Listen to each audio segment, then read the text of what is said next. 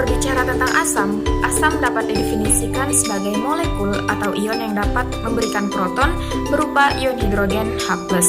Nah, asam juga dapat diartikan sebagai senyawa yang dapat membentuk ikatan kovalen apabila dipasangkan dengan elektron. Biasanya, asam memiliki ciri-ciri pH-nya kurang dari 7, kemudian rasa daripada asam ini biasanya masam apabila dikecap, bersifat korosif yang artinya dapat menyebabkan karat pada logam. Kemudian apabila dilarutkan dalam air, maka ia akan menghasilkan ion H+.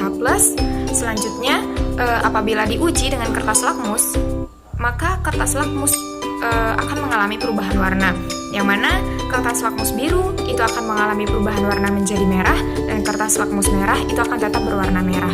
Selain itu, asam biasanya dapat menghantarkan arus listrik. Saya akan melakukan percobaan asam. Baik, sebelum melakukan percobaan asam, saya akan memperkenalkan alat dan bahannya, yaitu aqua gelas bekas. Saya menggunakan sedotan, ada jeruk nipis, cuka makan, air biasa, dan pisau, ada gula, dan ada garam. Dan langsung saja saya akan melakukan percobaan asam, yaitu saya akan memasukkan larutan kita ke dalam minyak.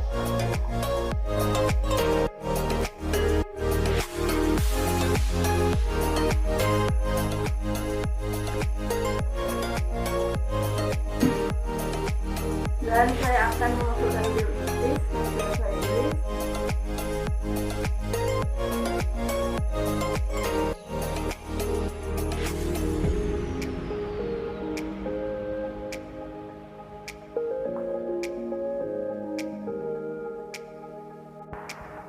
Karena gula dan garam itu larutan, saya akan melarutkannya dengan air.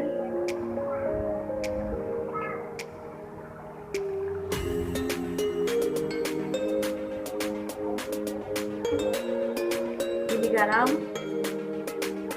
dan ini gula. Dan saya menggunakan air biasa, sedikit saja.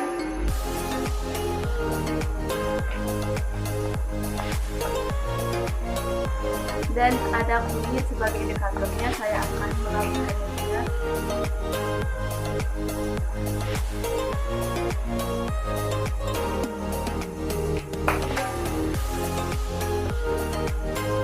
Aduk sampai rata.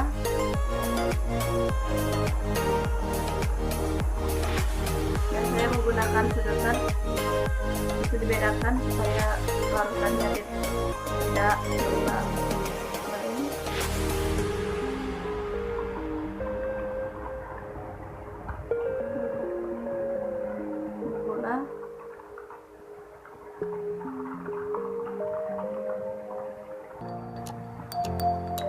Dan ini ada jeruk, dan ini cuka makan, dan air biasa. Dan saya akan memasukkan ekstrak kunyit ini ke semua larutan yang sudah disiapkan tadi. Masukkan ekstrak kunyit ini ke larutan pelan-pelan saja supaya terlihat perubahannya. Baik, langsung saja.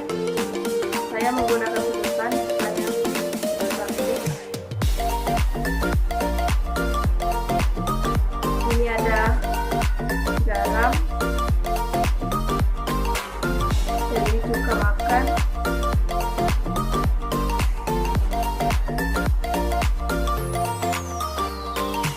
dan ini air biasa.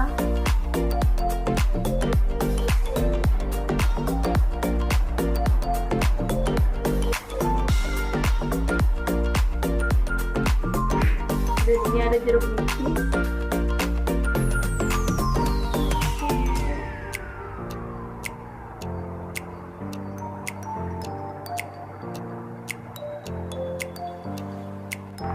Dan yang terakhir itu gula.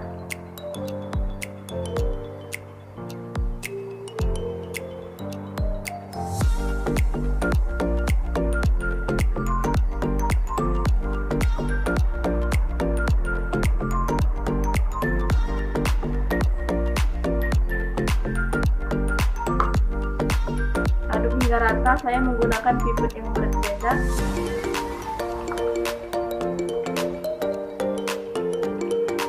Gunakan pipet yang berbeda supaya larutan ini tidak bercampur dengan larutan yang lain.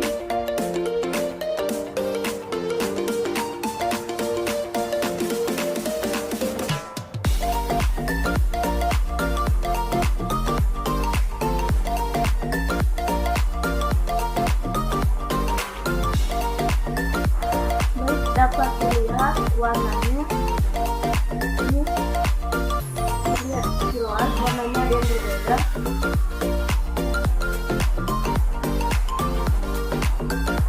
Perubahan pada air buka dan air jeruk nipis itu warnanya kuning cerah, dan air garam, air biasa dan air gula itu warnanya kuning bening.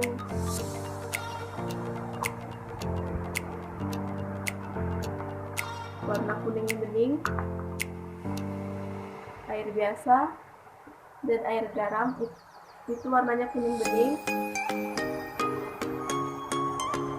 dan jeruk nipis sama cuka itu warnanya kuning cerah. Dapat dilihat gradasi warnanya itu ada dua macam, yaitu warna kuning bening dan kuning cerah. Warna pada kuning cerah itu yaitu larutan jeruk nipis dan cuka. Dan ada warna kuning bening itu warna larutan pada gula, air biasa dan ada garam. Selanjutnya kita akan membahas tentang basa, di mana basa ini adalah zat yang dapat menghasilkan ion hidroksida, yaitu apabila dilarutkan dalam air, maka basa ini biasanya bersifat licin, terasa pahit dan akustik, yaitu dapat menimbulkan iritasi pada kulit dan dapat merusak kulit. Contoh basa yang dapat kita jumpai dalam lingkungan sekitar kita adalah daun sirih, yaitu daun sirih ini bersifat licin dan apabila dicicipi maka akan terasa sepat dan pahit. Selain itu, senyawa basa yang dapat kita jumpai adalah pada sabun, sampo, deterjen, abu, kapur tulis, dan masih banyak lagi.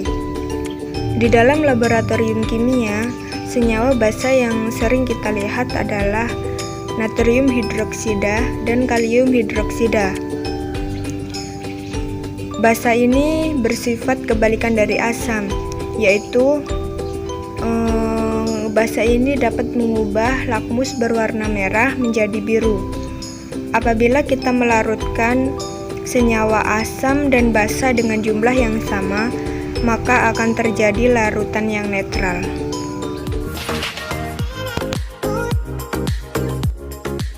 Selanjutnya, praktikum larutan basa. Sebelum kita memulai praktikum, kita persiapkan alat dan bahannya terlebih dahulu. Alat: sendok, gunting, pena, saringan, parutan,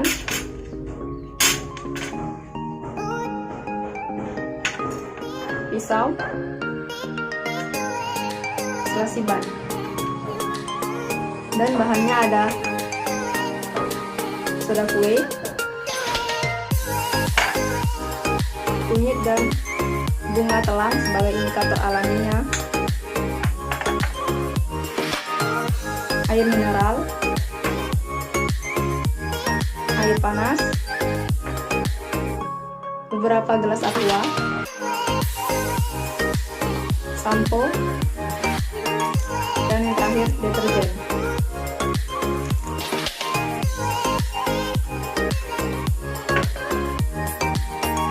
Langkah pertama, kita kupas kunyitnya.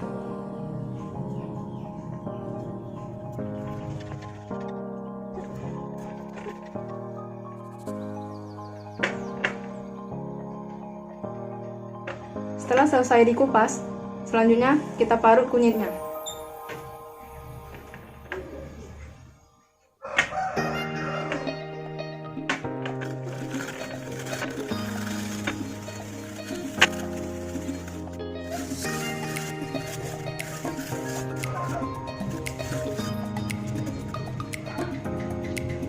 Setelah semua kunyitnya sudah diparut, kemudian kita tambahkan air mineral secukupnya.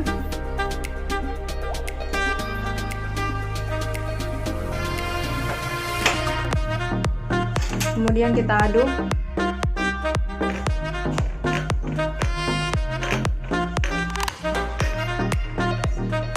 Setelah merata, lalu kita peras kunyitnya untuk mendapatkan ekstrak kunyitnya.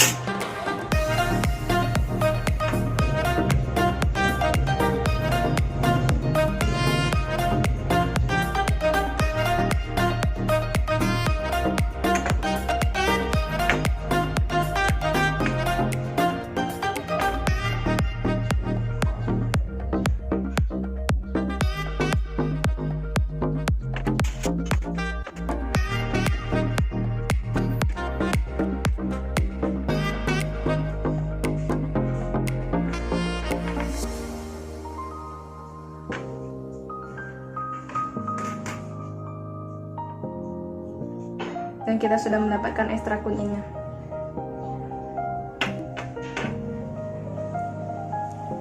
Selanjutnya indikator yang kedua, bunga telang. Kita siapkan bunga telang, lalu tambahkan air panas,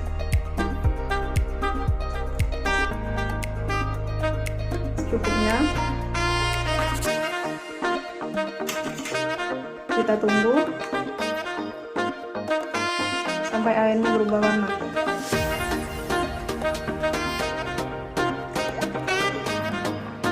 Setelah daun telangnya berubah warna, kita angkat dan kita tiriskan.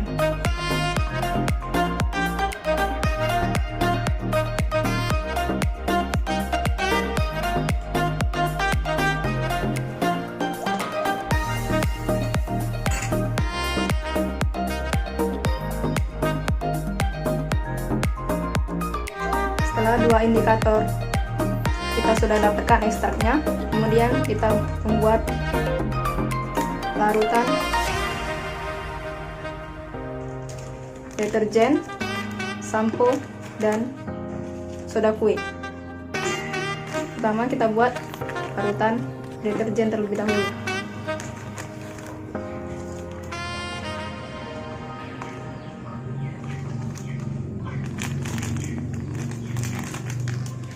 Masukkan deterjen secukupnya.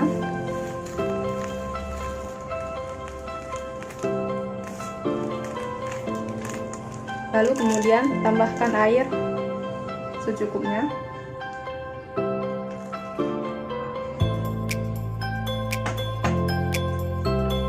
Kemudian kita koncang.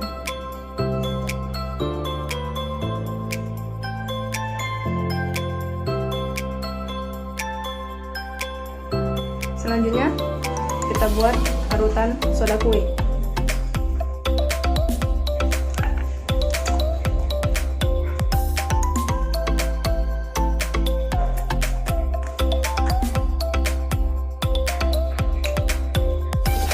Tambahkan soda kue.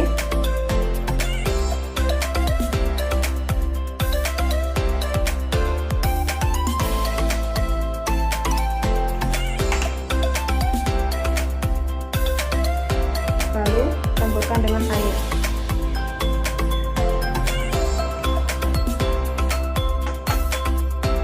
Kita koncang dulu.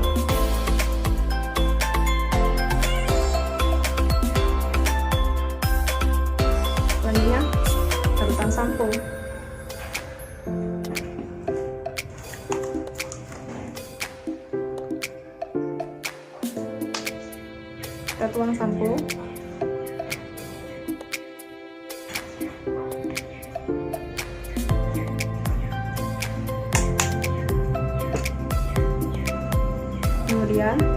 air.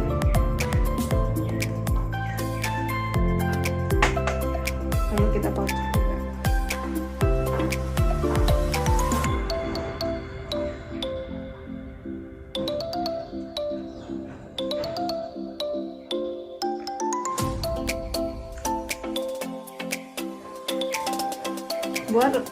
Buat ketiga larutan ini menjadi 2.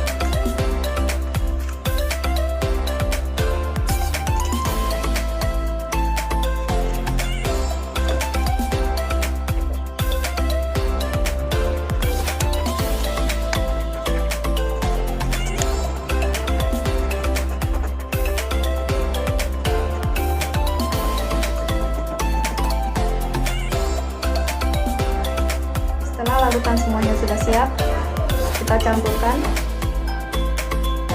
dengan indikator kunyit dan indikator daun telang. Yang pertama, larutan deterjen kita campurkan dengan indikator kunyit.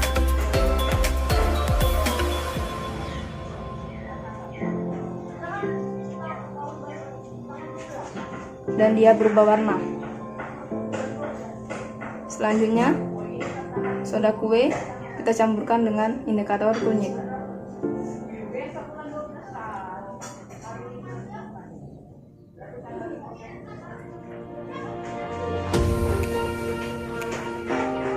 Dia juga berubah warna. Dan larutan shampoo kita campurkan dengan indikator kunyit.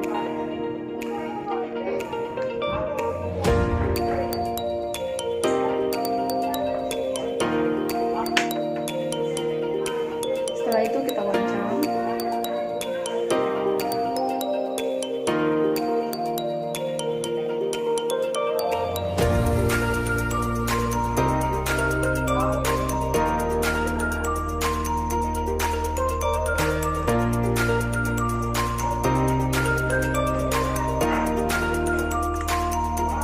Selanjutnya, larutan selanjutnya kita campurkan dengan indikator daun telang.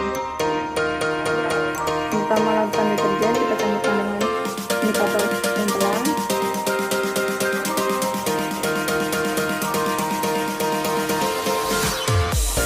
Kemudian soda kue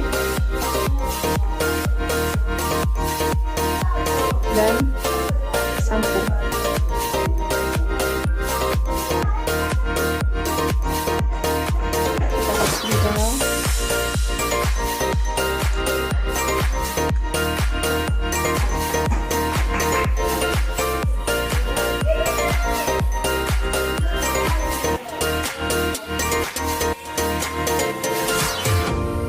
Dan inilah hasil dari kedua indikator tersebut.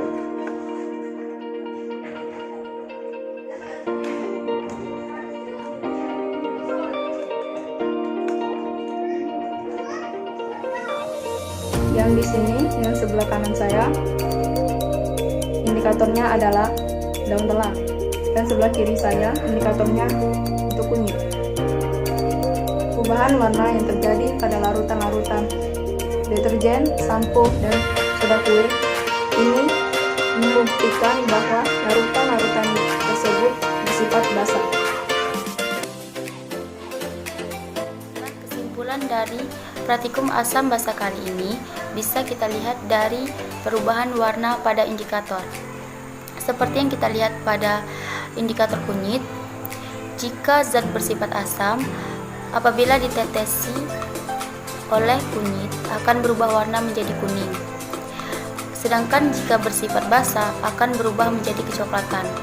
Warna coklat tersebut disebabkan oleh senyawa degradasi senyawa kurkumin